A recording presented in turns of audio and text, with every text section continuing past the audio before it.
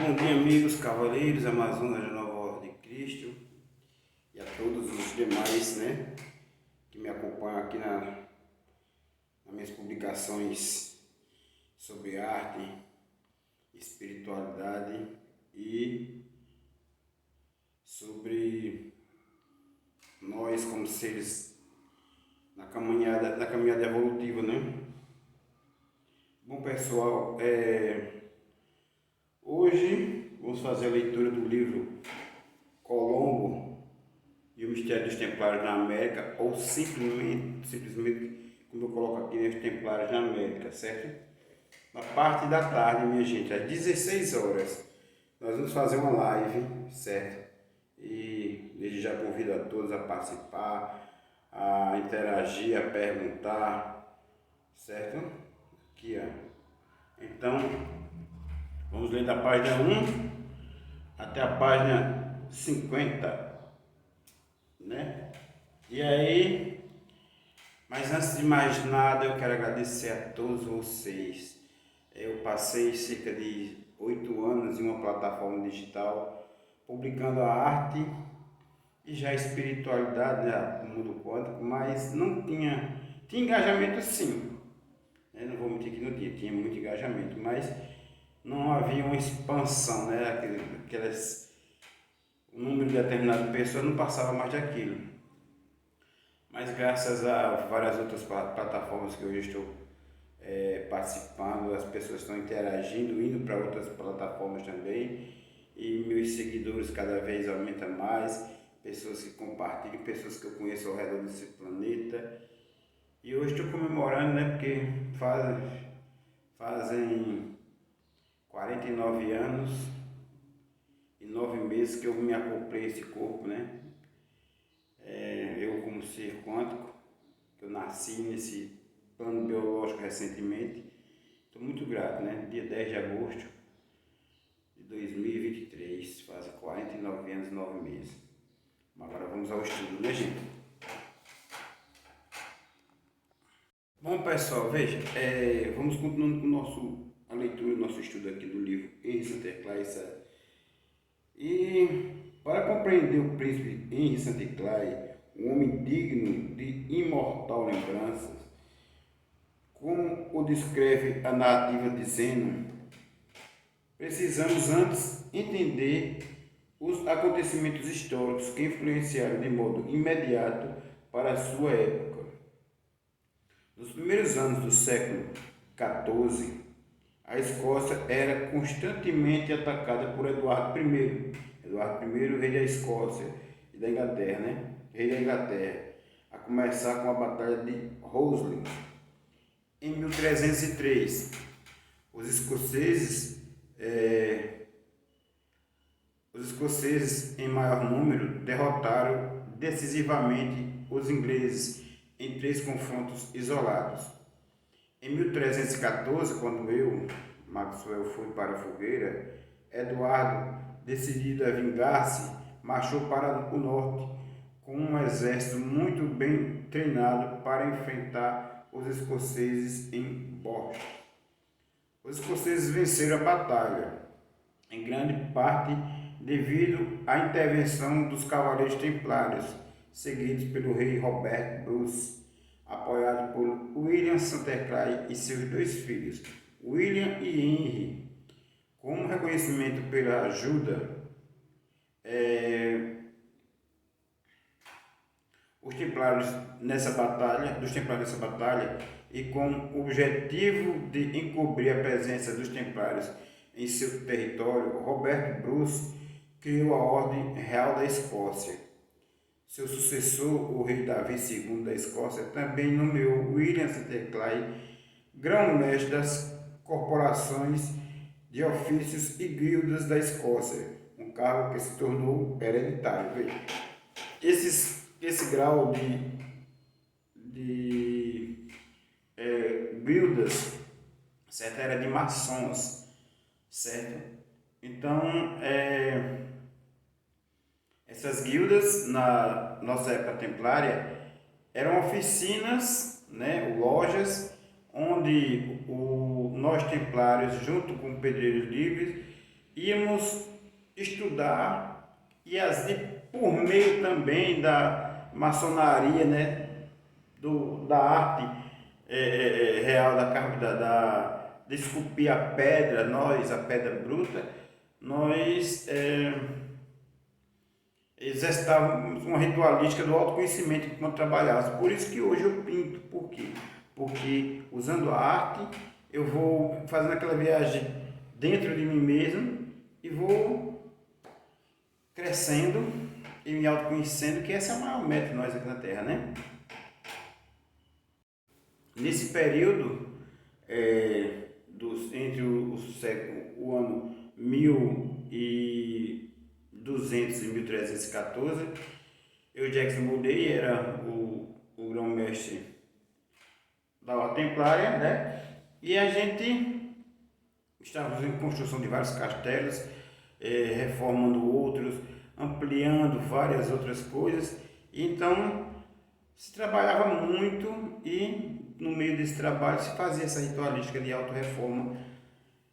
Então, inclusive o Robert II da Escócia recebeu de mim a ritualística, né, lá no Castelo de Chinon, e os conhecimentos para prosseguir com a maçonaria, tanto ele como John Marks, que naquela época era meu filho, certo? O jovem Henry Santerclay, que nasceu em 1345 e recebeu o nome de um ancestral, Henry de Santerclay, um cavaleiro templário original que serviu com Godofredo de Bouillon na defesa de Jerusalém durante a Primeira Cruzada. Tinha apenas 13 anos quando seu pai morreu no campo de batalha e ele se tornou o jovem Henry Santerclay, Lord de Roslin. Ele recebeu educação esmerada, foi treinado nas artes militares e falava francês e latim. Sua primeira esposa, neta do rei da Escócia e da Noruega, morreu ainda muito jovem. Henry então se casou com Jeanette Haliburton de Dirleton e teve com ela 13 filhos num período de 20 anos. Ela era conhecida como de 20 anos. Ele era reconhecido como Henry, o Santo, por defender as virtudes cristãs. Na verdade, são virtudes maçônicas, né? Cristãs aqui, porque é o seguinte, são o rito cristão milenar, né? Não é o cristianismo hoje católico, né? Naquela época já existia o catolicismo, né, gente? Foi criado em 345, né? Constantino, como sempre fala aqui. Subsequentemente, o rei Davi II o recompensou com o título de Lord Santerclay e com o cargo de presidente do Supremo Tribunal da Justiça da Escócia, depois de uma incursão bem-sucedida contra a Inglaterra. Com apenas 24 anos de idade, Santerclay foi empossado como Duque de Orkney, Ilha Orcades, e Lorde de Estland, que incluía a administração da ilha Faroé, Orcades e Estland. Na verdade, ele assumiu esse posto no reinado de Håkon VI da Noruega, pois a Noruega governava as ilhas desde o século IX.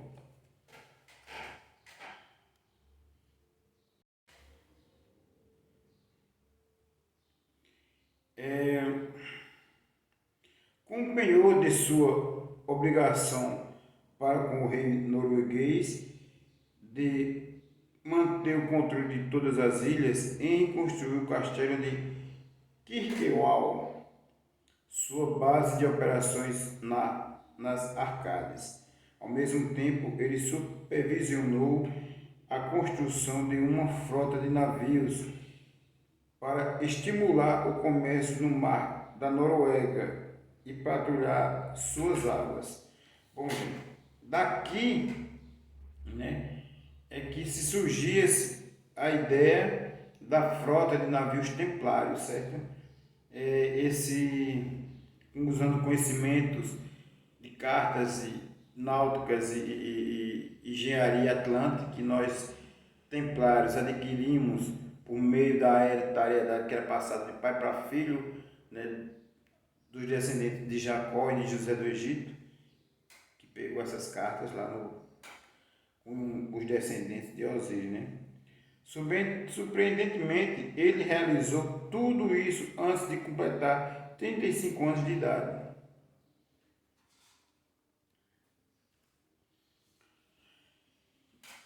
Nos 20 anos seguintes, Henry foi obrigado a exercer o controle do comércio entre a ilha por causa da intransigente independência de seus habitantes e por permanentes aborrecimentos causados pela Liga Asiática, composta principalmente por um grupo de cidades marítimas alemãs. Ao dividir seu tempo entre sua resistência ancestral, Roslin e as Acádias, Henry era constantemente desafiado a combater a soberania do rei sobre seu povo. Além disso, como a comunidade templária estava se tornando uma entidade tão próspera que suas atividades comerciais começaram a ultrapassar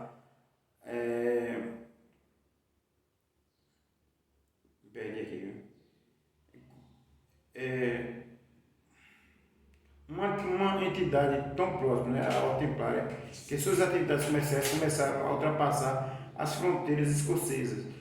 Ele se via continuamente pressionado a encobrir as atividades dos templários escoceses que viviam sob sua jurisdição. Paralelamente, ele também se preparava para um evento que lhe exigiria a aplicação de todas as habilidades e experiência que havia adquirido ao longo de toda a vida no serviço a Deus, segundo o lema do Santerclay. Põe todas as tuas ações nas mãos de Deus, que em breve sereis postos em prática por toda a eternidade. Bom, a viagem secreta, né? De acordo com os documentos históricos, conhecido como Narrativa de Zeno, publicado anonimamente em Veneza em 1555, o príncipe Henry Santerclay cruzou o Atlântico Norte em 1398, isso já com os nossos mapas templários, viu? Para o que era então conhecido como Stolitland.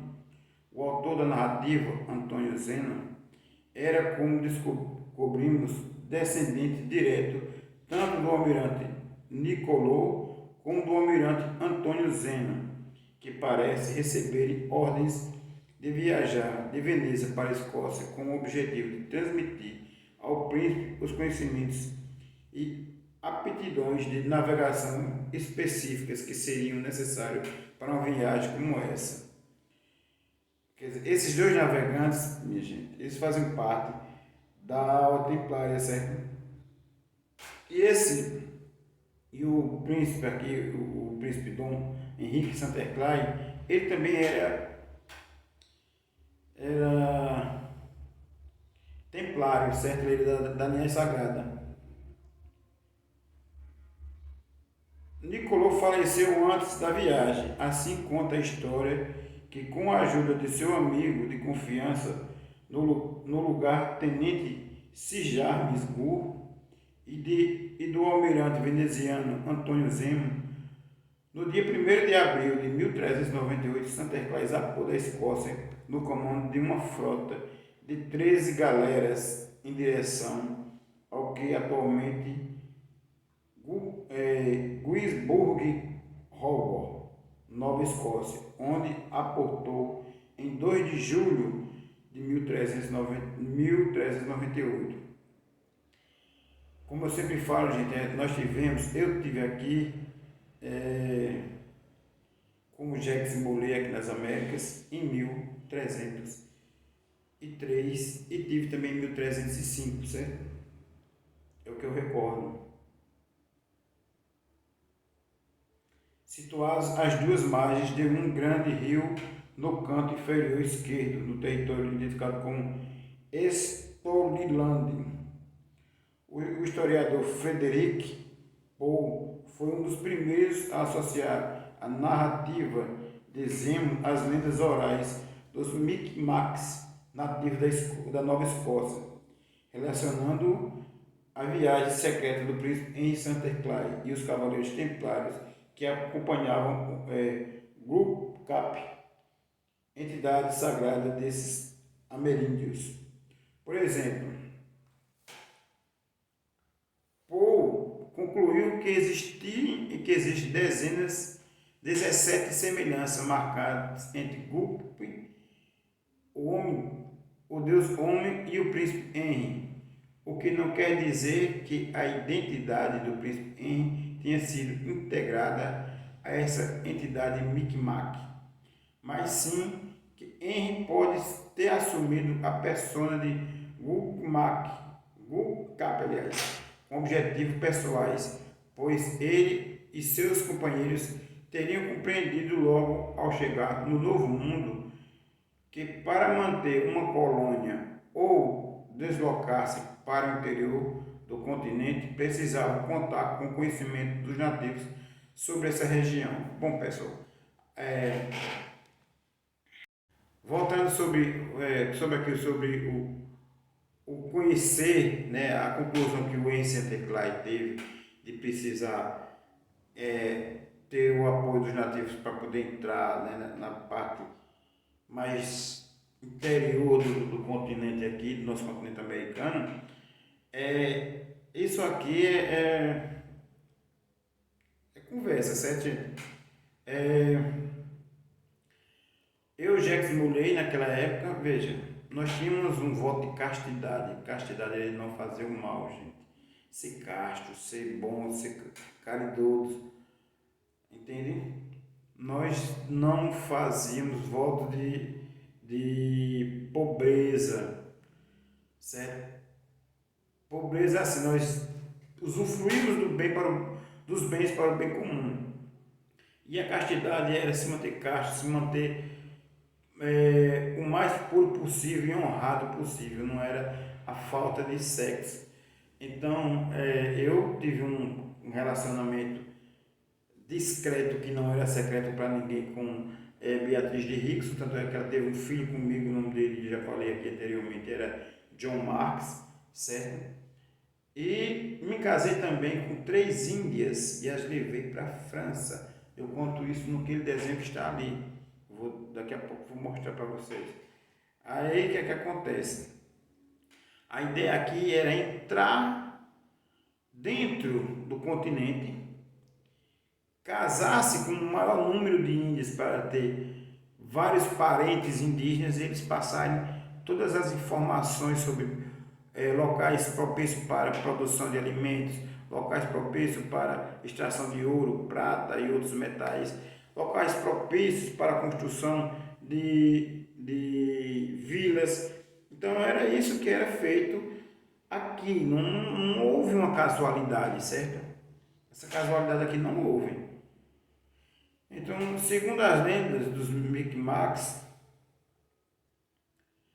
e também com sua boa vontade e cooperação. Segundo a lenda dos Micmacs, o acampamento de inverno do príncipe Henry localizava-se nas proximidades do Cabo de Or ou Cabo de Blomidon, ambos na Baía de Fundy. Deduz daí que é evidente que Saint-Clair teria escolhido cuidadosamente esses 2 locais por uma razão muito especial. Suas opiniões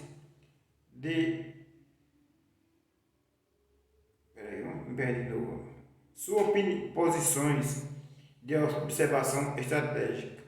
Cada posto é estruturado de modo a oferecer uma vista livre e aberta de toda a Baía de Fundy e de Minas Base, uma altura de 150 metros acima do nível do mar.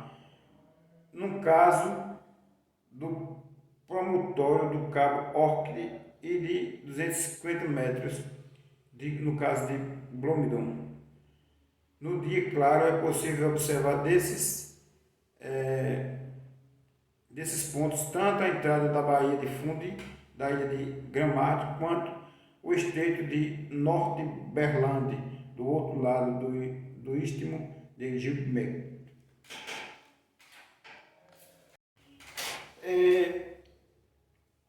Para que fique bem claro, bem entendido, nós templários, desde 1250, nós aportávamos aqui nas terras que pertenceram a Salomão, né, as terras de Ur, né, que era a América, que nós chamávamos de América.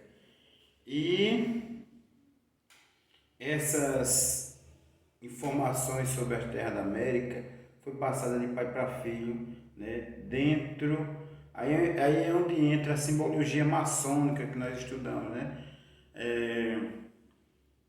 Várias igrejas, vários templos, eles tinham toda uma codificação, certo?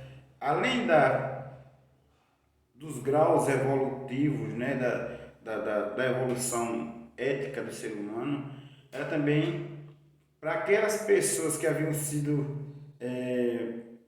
orientadas pelos pais, né, que faziam parte do Priorado de Sião, o Conselho Rosa Cruz, né, eram descendentes da linhagem sagrada.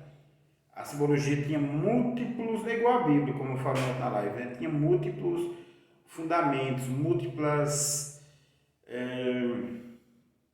ensinamentos dentro daquilo e entendimentos, entende? Então, uma dessas era a Terra do Novo Mundo e as vilas que estavam sendo fundadas lá para a expansão econômica e para dar qualidade de vida aos descendentes da linhagem sagrada, certo?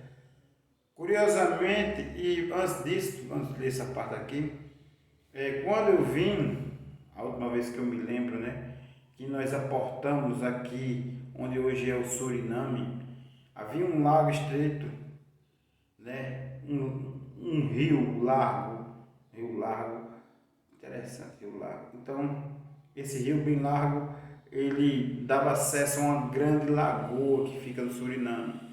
E dessa lagoa nós podíamos vir com nossos navios, nossas naus e entrar. E de lá nós ainda navegávamos, né, com barcos menores que estavam atracados dentro das grandes naus até mais adiante. Então essa naquela época era a nossa forma de locomoção, né? Então esses navios essas naus tinham que estar em rios navegáveis e o mais perto do que a gente havia vindo buscar, entende? Aí vamos agora à leitura, né? Da página 35 aqui do livro O Mistério dos Templários na América, certo?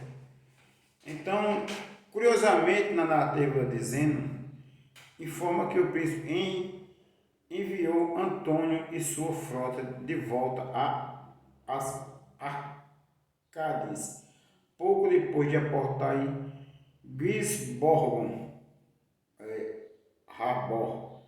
Ele mesmo ficara com apenas alguns barcos a remo menores, como falei agora anteriormente, e de fundo plano. Isso sugere que o príncipe Henrique sabia exatamente para onde dirigia-se a partir desse ponto. Como se uma vez em terra ele conhecesse os sinais que o guiariam a uma colônia fundada anteriormente, talvez pelos vikings ou pelos celtas. Bom, gente, eu já falei desse desenho aqui anteriormente, certo? Ele representa a nossa prisão nas masmorras do Castelo do Chinon.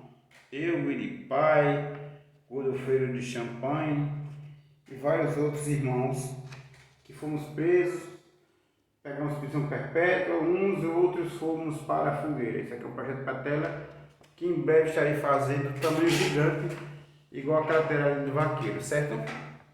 Veja, aqui lá no Chinon você vai encontrar esses desenhos com latitudes, longitudes e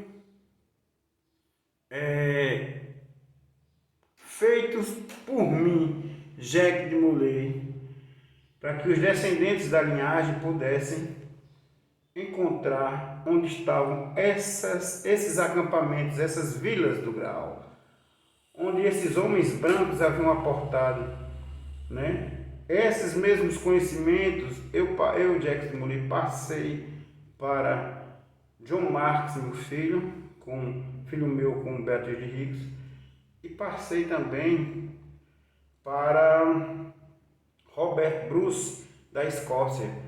Ambos fundaram maçonarias, né? Um fundou a maçonaria de Eredon e o outro o rito escocês antigo e aceito. Dele foi que surgiu essa ritualística, modificada para não chamar a atenção da igreja, que ainda nos perseguia naquela época. E nós templários passamos a ficar uma ordem secreta.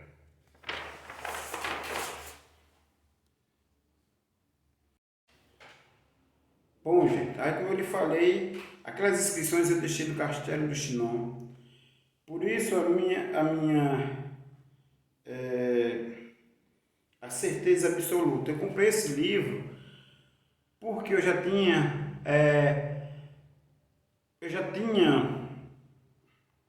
a certeza de que tinha vindo aqui para a América. Eu tinha lembrança, certo? Esses desenhos que eu fiz, quando eu vi a primeira vez, quando eu tive a lembrança de que eu era Jacques de Molay e que eu fui pesquisar, e quando eu vi a cela, eu me lembrei de tudo, de todo o significado desse desenho, da geometria sagrada, dos cálculos, das longitudes e latitudes que tinham nesse desenho. E o maior segredo para nós naquela época era os mapas dessas terras que pertenciam a Salomão e que poderia trazer muita riqueza para nós templários, certo? Além da mineração de ouro, prata e demais metais e pedras preciosas, a produção de alimentos não só para nós, mas como para toda a população planetária. E para isso nós iríamos usar o quê? As nossas naus templárias, com importadores e exportadores, como acontece na atual economia planetária, certo? Quais foram, qualquer que fossem suas razões para reduzir seu pessoal neste ponto, o rio de Maré Chamberlain, um dos mais extensos da Nova Escócia, parecendo dividir o território em dois e atualmente muito procurado para a prática da canoagem, era para o habilidoso estrategista militar Príncipe Henry e sem dúvida para os que o precederam uma defesa aparentemente inexpugnável. Uma colônia situada ao longo do rio Subnacabe só poderia ser alcançada por quem soubesse pegar a onda. Vê na figura 1.17. Como observamos acima, um elemento estranho na capela de Roslin são as representações de milho, aloe, safra, albidum, sáfaras, tribuno, grando, lírio do mato e quero nicra, cavalho preto, todas plantas nativas da América.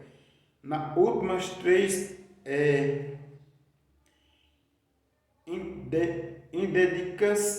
idênticas à Carolinform Region e consequentemente desconhecidas na Europa na época da construção da capela Roslin.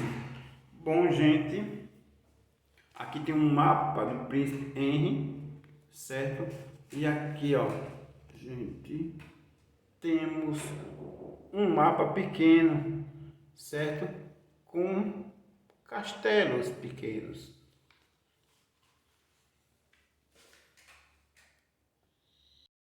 Bom, gente, aqui nós temos esses dois mapas, certo? Uns com os meridianos e os paralelos, certo?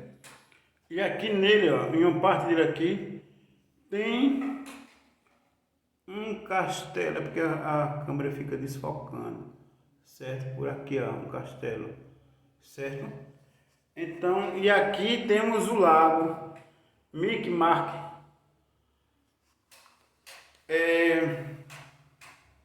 certo?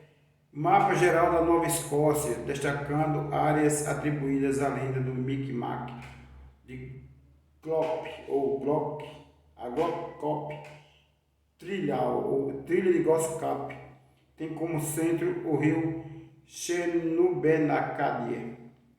Especula-se, por isso, que essas representações tiveram por base desenhos ou amostras reais de plantas norte-americanas que Antônio e outros levaram para a Europa depois de deixar o príncipe Henry e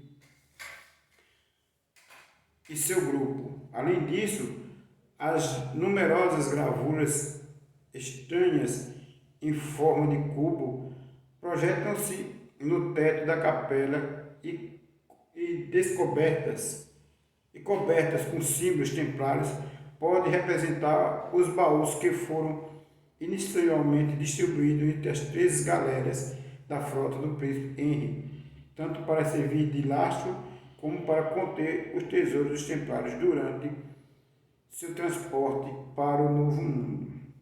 Bom, gente, essa parte eu não vou falar para vocês, mas eu entendo o que aconteceu aqui, certo? Como diz aqui a outra passagem, é um segredo. Gri-Orc, Nova Escócia. Um segredo. Me foi revelado pelo meu tio-avô, Frederic George Mon, ex-grão-mestre supremo dos Cavaleiros Templários do Canadá, que possibilitou-me relacionar os dois princípios mais importantes da maçonaria, a geometria sagrada e a alegoria moral. A paisagem da Nova Escócia, resultado da descoberta daquela que talvez seja uma das mais importantes colônias templárias perdidas. No mapa de Gaspar Wall, em 1545, que mostra a costa da Nova Escócia. Essa comunidade é representada pelos desenhos, pelo desenho do busto de um cavaleiro templário e pela legenda Agricolae Prosui, que de labrador, que poderia ser interpretada literalmente como fazenda ou fazendeiros, para o senhor do cabo dos trabalhadores, na figura 19. Vamos ver aqui onde está a figura 19 aqui, a gente. Aqui é a figura 19, essa daqui de baixo. E aqui, ó, veja a demarcação aqui feita em quadrados e castelos. Veja, cada demarcação dessa é um meridiano desse, ou um quadrado desse colocado no anel. Ou então, deixa eu colocar aqui o livro, para não perder. Ou então, como eu fiz aqui, ó, no desenho, ó,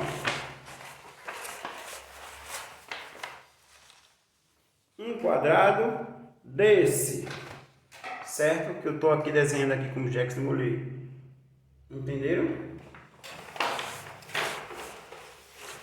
Eu coloco nas minhas telas as minhas lembranças de outras vidas. Eu uso a arte para trabalhar, para trazer as minhas memórias. No meu processo criativo eu trago as lembranças que estão no meu subconsciente de volta e eu faço as anotações que estão se transformando em livros, certo? Bom, um cubo do Roslin, veja só, um cubo do Roslin, da capela do Roslin, certo? Exemplo de uma das muitas gravuras em forma de cubo que formam o teto da capela de Roslin, Fotografia de William F. Mann. Mais outra vez para que vocês vejam, certo? Então, gente, este estudo nós vamos fazer amanhã uma live a partir das 8 horas da manhã, certo? Sobre isso, aqueles que quiserem estar comigo, nos acompanhem, certo? Os templários da Nova Ordem de Cristo que estiverem disponíveis para fazer o estudo conosco, estão convidados desde já, certo? E vamos concluir aqui além disso, vamos ficar no segundo parágrafo aqui da página 40, certo? Além disso, foi comprovado que durante a construção do Templo de Salomão original, os navios de Irã, Abife e Salomão estiveram no mar durante 40 dias antes de chegar às suas minas de ouro secretas. Onde ficavam essas minas? Assim, a América do Norte como a América do Sul, viu gente? Só fala América do Norte, mas a América do Sul, como qualquer outro lugar, torna-se um possível candidata para a localização das minas do rei Salomão e da terra de Uf, e para a fonte secreta do ouro e cobre dos templários. Então, falei muita coisa. Então, que o grande arquiteto do universo, que é Deus, esteja com todos vocês. Vou marcar aqui para que eu possa fazer o outro estudo. E amanhã, gente, nós estaremos aqui 8 horas da manhã fazendo essa live só sobre isso aqui, de uma forma contínua, 2, 3 horas, né? Não vou poder fazer live amanhã na parte da tarde, então vou fazer logo cedo. Então, e hoje à tarde, às 16 horas, faremos uma live sobre esse livro, certo? A partir das 4 horas teremos live sobre esse livro. Então, sucesso a todos, muita paz, muita luz, que o grande arquiteto do universo, que é Deus, possa iluminar todos nós, nos dando sabedoria e autoconhecimento, porque o maior tesouro da vida é ter sabedoria e saber se amar. Muita paz a todos.